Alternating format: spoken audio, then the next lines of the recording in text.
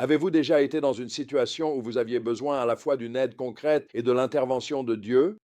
Eh bien, moi oui, à de nombreuses reprises. Aujourd'hui, nous allons plonger dans une histoire qui nous montre la puissance de l'amitié selon Dieu et la dépendance envers lui face au danger. Nous allons explorer 1 Samuel 20 et 21, les psaumes 86 et 35, où l'on voit David et Jonathan collaborer pour sonder les intentions de Saül, tandis que David cherche la paix de Dieu.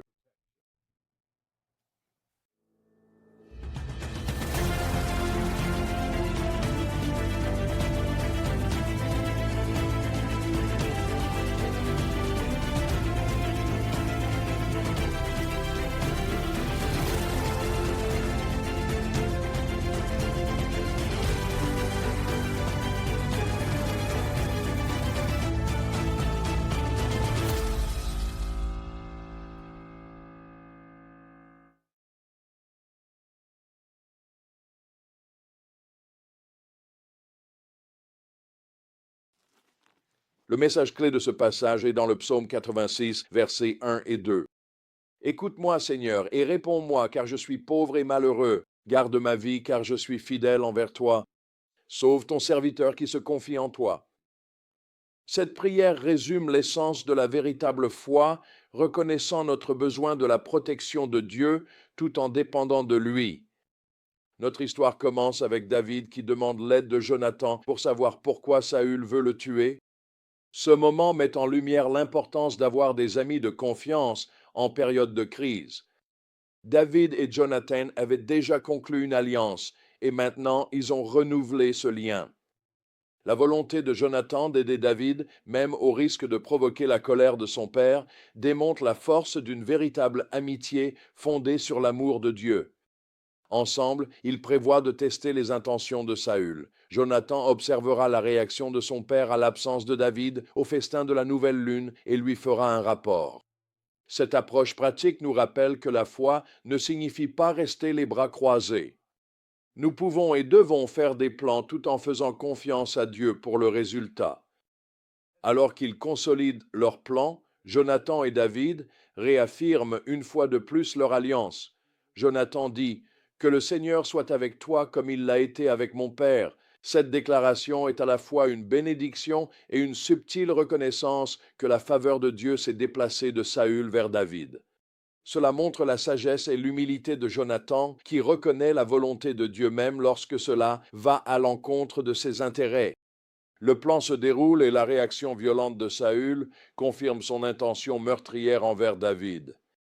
Jonathan avertit David et ils échangent des adieux émouvants.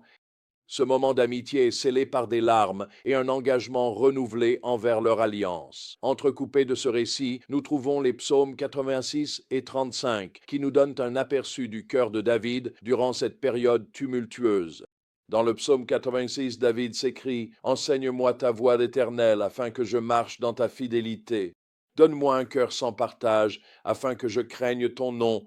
Psaume 86, 11. Cette prière nous montre le profond désir de David d'apprendre de Dieu et de lui rester entièrement fidèle, même au cœur de la crise.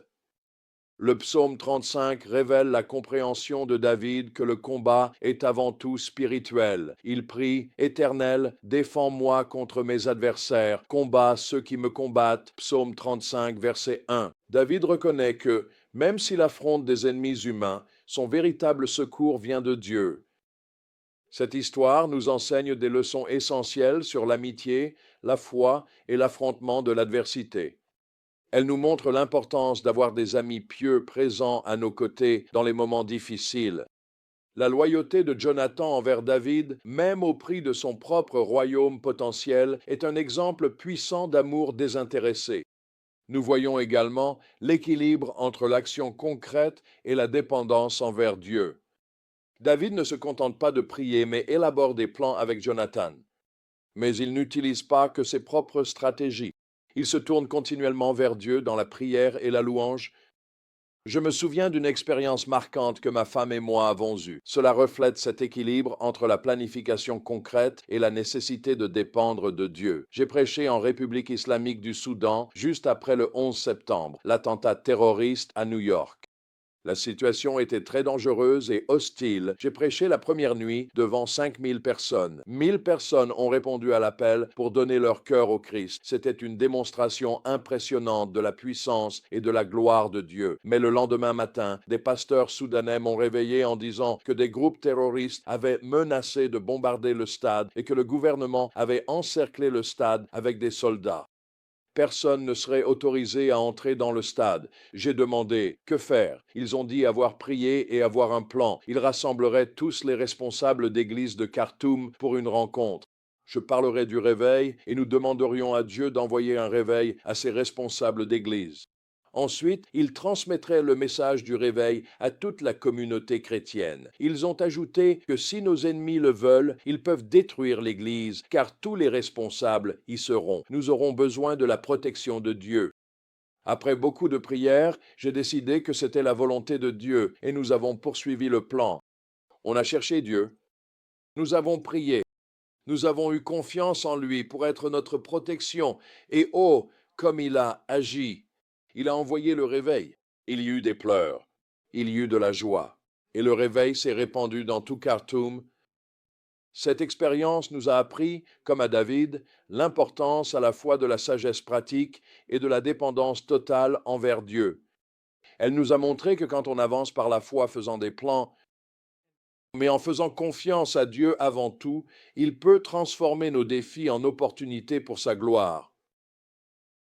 Alors, comment pouvons-nous appliquer ces vérités à nos vies aujourd'hui? 1.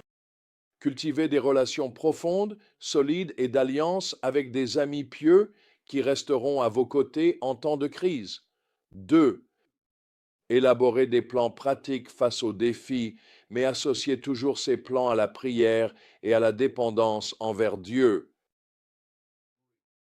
Gardez un esprit d'apprenant, demandant à Dieu de vous enseigner ses voies, comme David dans le psaume 86.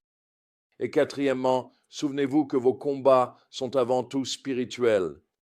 Priez pour l'intervention de Dieu, comme David l'a fait dans le psaume 35. Et cinquièmement, continuez à louer Dieu et à affirmer votre confiance en lui, même lorsque les circonstances semblent très difficiles. L'histoire de David et Jonathan mettant à l'épreuve les intentions de Saül nous rappelle la puissance de l'amitié pieuse et d'une foi inébranlable face au danger. En conclusion, faites-vous face à une situation qui exige à la fois une sagesse pratique et une intervention divine? Souvenez-vous de l'approche de David. Cherchez conseil auprès d'amis pieux, faites des plans, mais faites confiance avant tout à la protection et à la direction de Dieu. Puissions-nous, vous et moi, comme David, apprendre à équilibrer l'action concrète avec une dépendance totale envers Dieu en trouvant notre sécurité non pas dans des circonstances favorables, mais dans notre relation inébranlable avec lui.